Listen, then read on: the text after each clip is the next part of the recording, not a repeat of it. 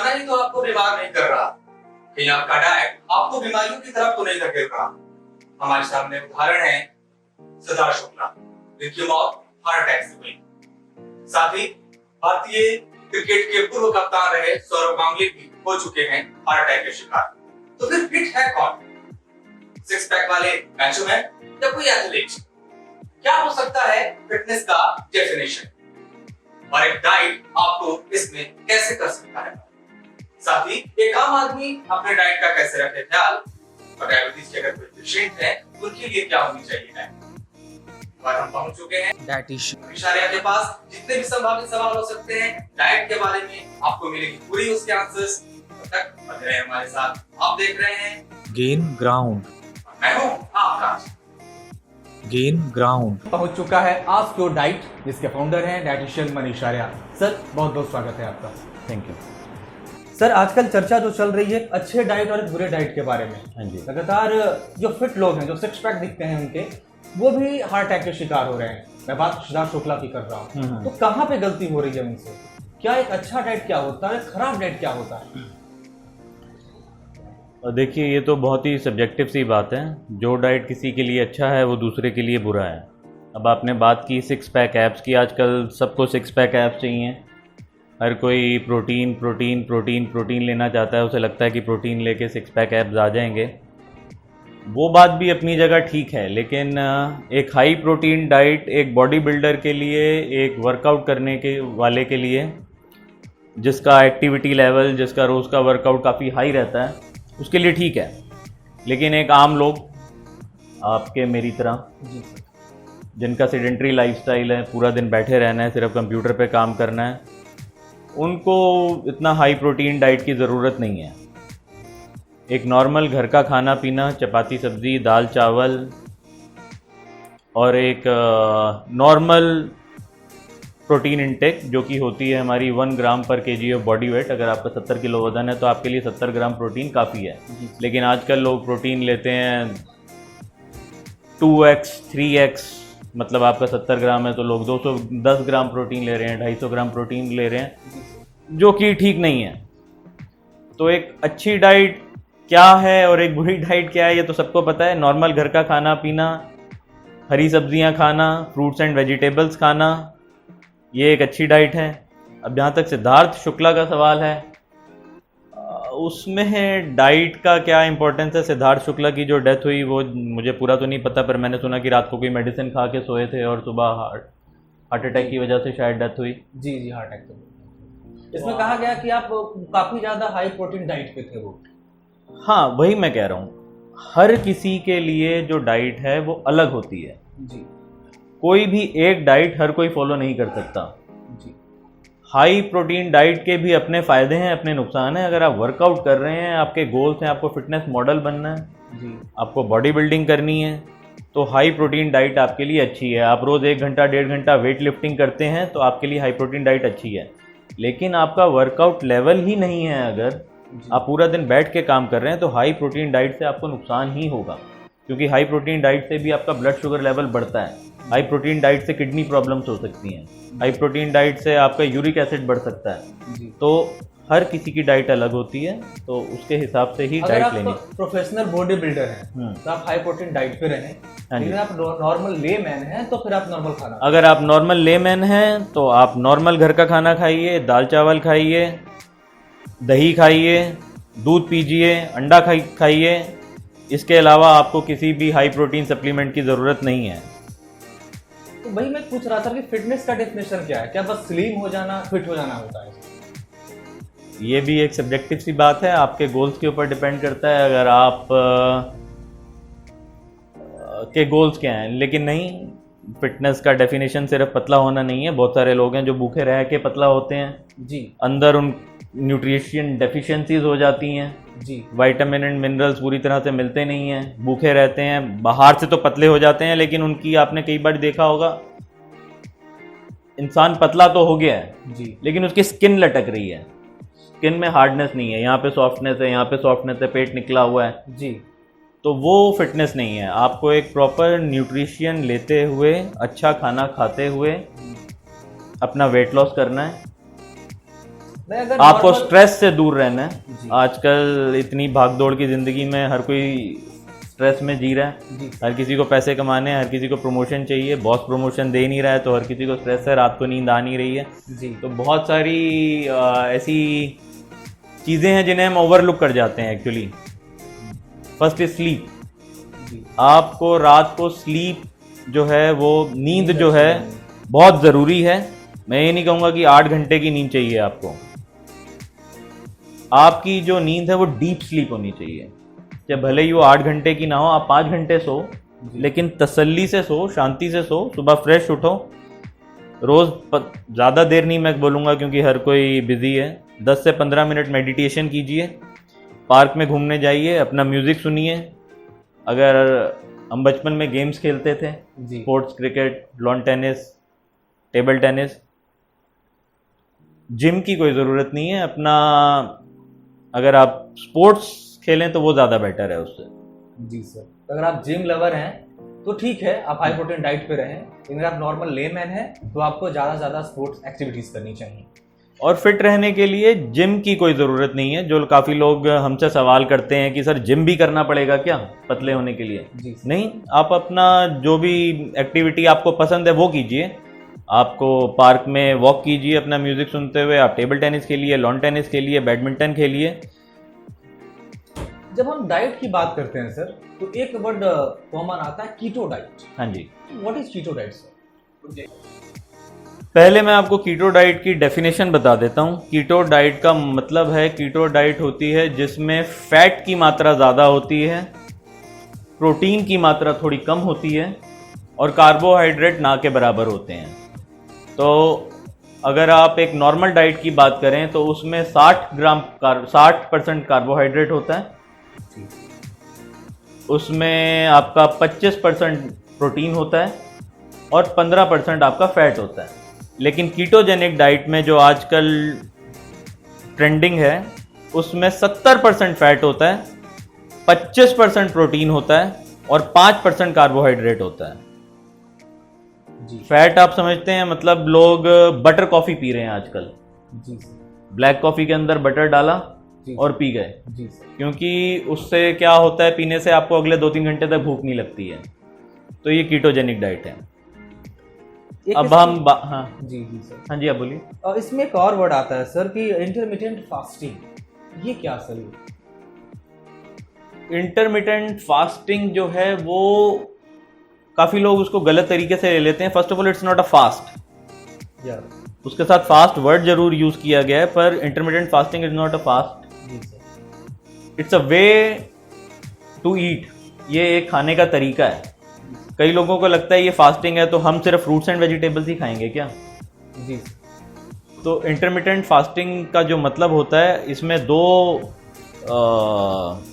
Phases होते हैं। एक फेज होता है जिसमें आप खा रहे हैं, आपकी बॉडी को एनर्जी मिल रही है। दूसरा फेज आप एलिमिनेट कर रहे हैं, आप भूखे रह रहे हैं, जी फास्टिंग कर रहे हैं। तो इसमें जो आजकल ट्रेंडिंग है वो लोग ज़्यादातर करते हैं 16-8 घंटे। जी सर। 16 घंटे आप लोग 16 घंटे कुछ नहीं खाना होता है और 8 घंटे में आपको खाना होता है। जी सर। मान लीजिए आपने अपनी अगर पहली मील सुबह 12 बजे खाई है तो आपको अपनी लास्ट मील रात को 9 बजे तक खा लेनी है।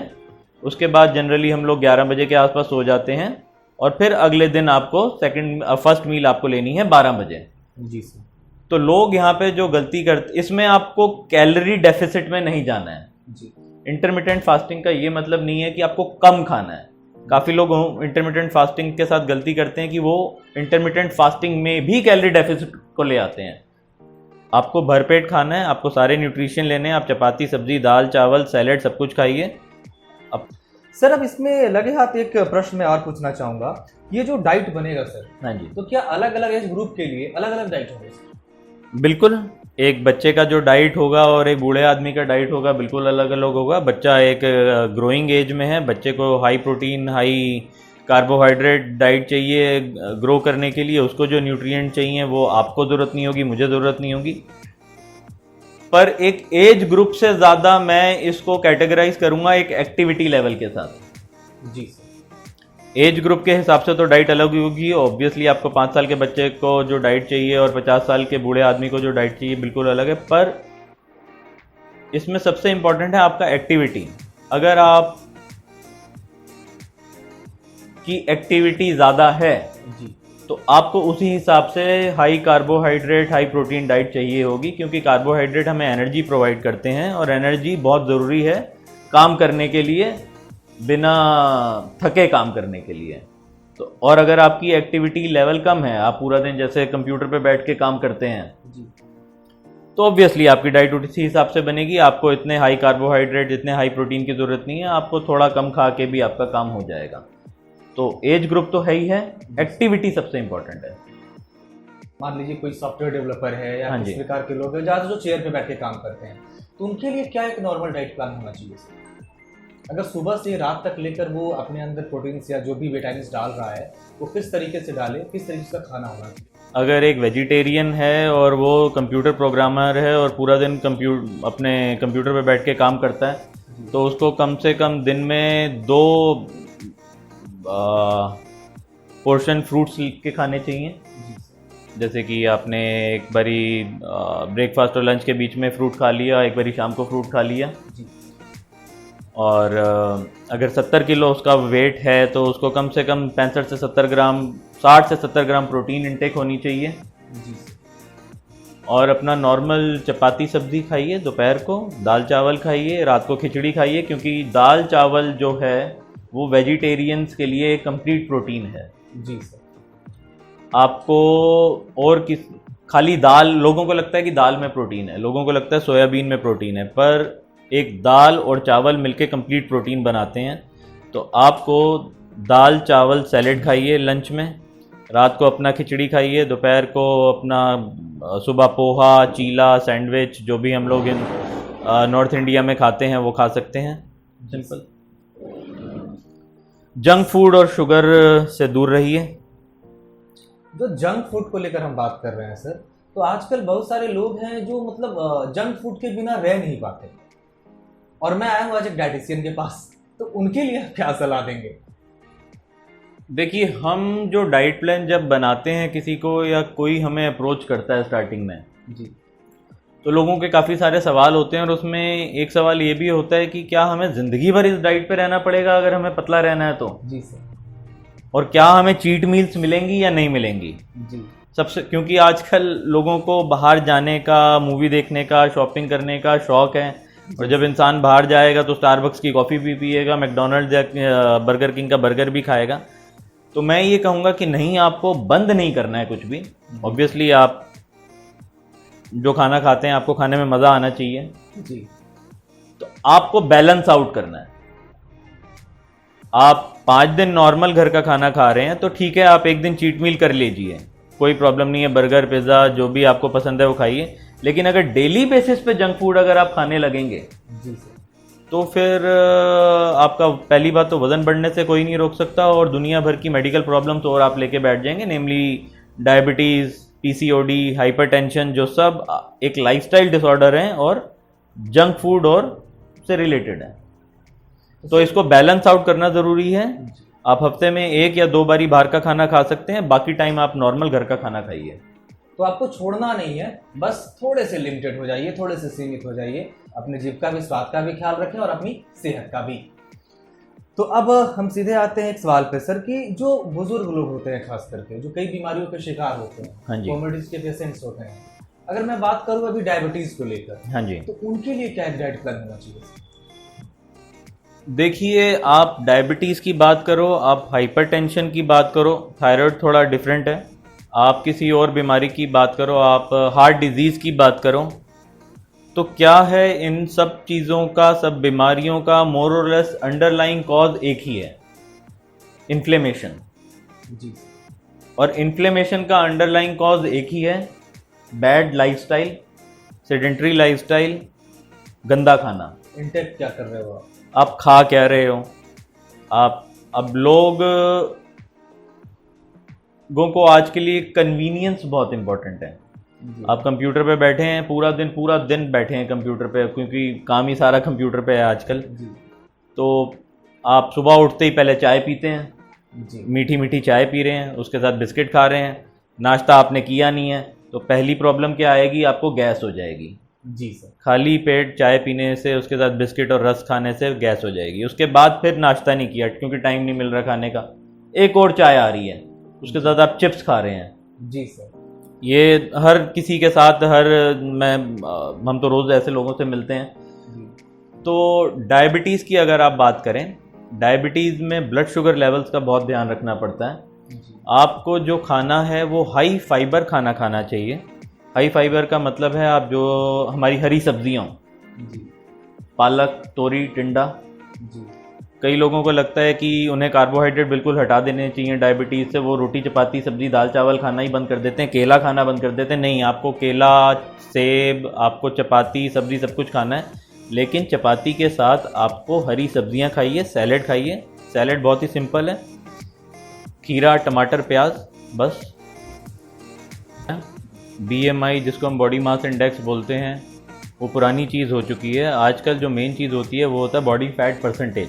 जी आपने काफ़ी लोग देखे होंगे, किसी का 90 किलो, 95 किलो, 100 किलो तक वजन होता है, लेकिन वो देखने में काफ़ी स्ट्रॉन्ग और पतला लगता है, लीन लगते हैं लोग। जी जी उसका रीज़न है कि उनमें मसल मास बहुत ज़्यादा होता है, फैट की परसेंटेज कम होती है। कम होती है। जी और आपने दूसरी तरफ काफ़ी लोग देखे होंगे जिसका 70 किलो 65 किलो वजन है, लेकिन उनका पेट निकला हुआ है, उनका बेली फैट ऐसे बाहर निकला होता है, जी जी जी आर्म्स पतले पतले होते हैं।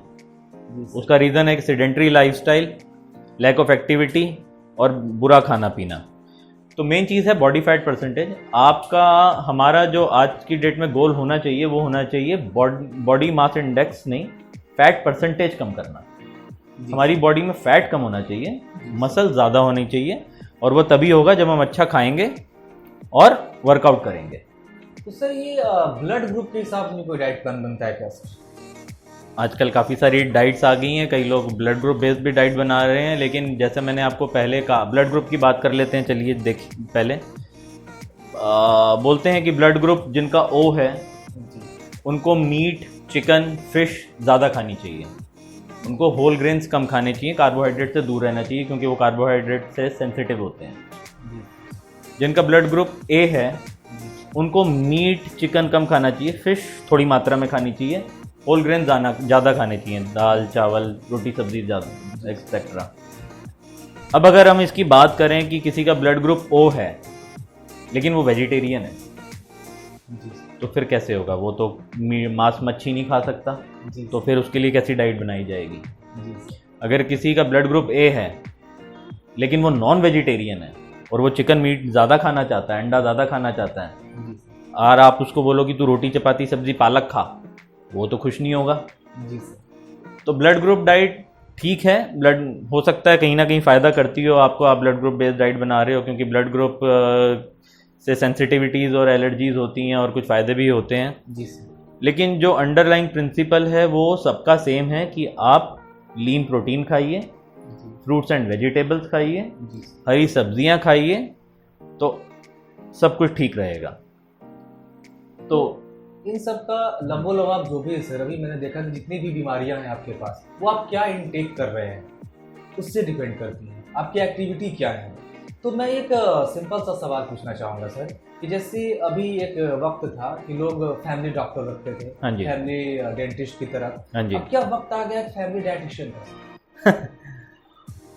हाँ बिल्कुल, अगर आप अफोर्ड कर सकते हो तो रखिए फैमिली डाइटिशियन, बिल्कुल कोई बुरा नहीं है, आपकी हेल्प ही करेगा, आपको अच्छा डाइट प्लान बना के आपको अच्छा खाने पीने का एक नीट खाना पीना मिलेगा। अच्छा तो मैं नहीं कहूँगा क्योंकि अच्छा सबके लिए अलग अलग है, एक साफ़ सुथरा खाना पीना मिलेगा, आपको बीमारियों से दूर रहेंगे। लेकिन अगर आप अफोर्ड नहीं कर सकते तो क्या करें? आजकल सब जगह इन्फॉर्मेशन अवेलेबल है, आपके पास गूगल है, यूट्यूब है, आप थोड़ा रिसर्च कीजिए। आपको पता होना चाहिए आप क्या खा रहे हैं, किस टाइम खा रहे हैं। जी आपको सबसे इम्पॉर्टेंट है फूड लेबल पढ़ना आना चाहिए।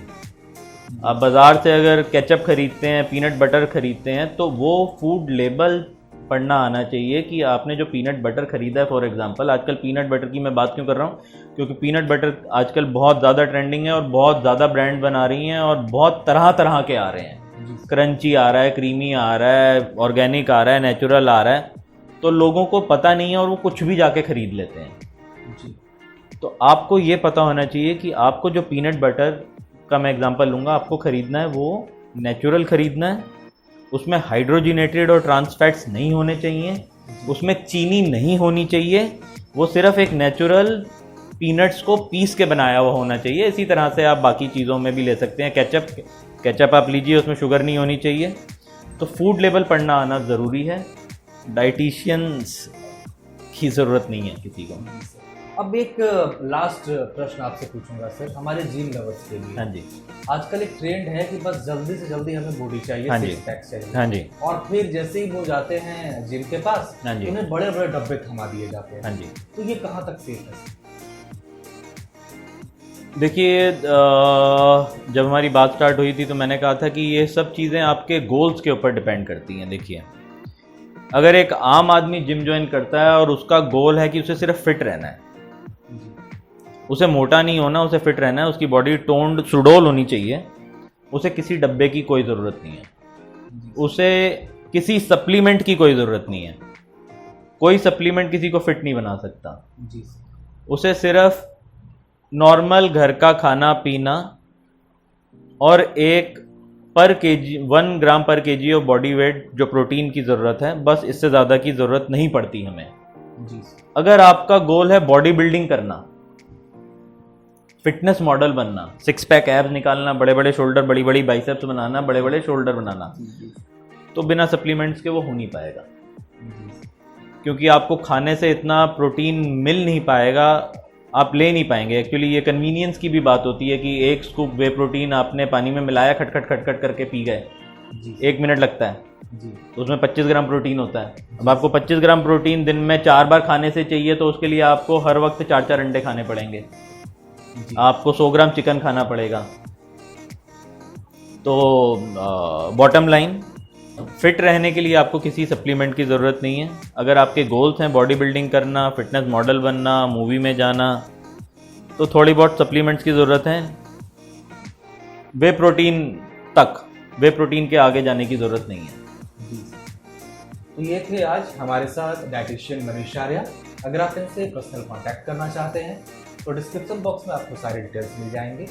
न्यू दिल्ली के जाने माने डाइटिशियन मनीष आर्या है, क्योंकि जब मैं इनके बारे में सर्च कर रहा था तो टॉप पे इन्हीं का नाम दिखा रहा था। तो अगर आप भी चाहते हैं एक अच्छा डाइट प्लान करने के लिए तो आप संपर्क कर सकते हैं डॉक्टर मनीष आर्या से।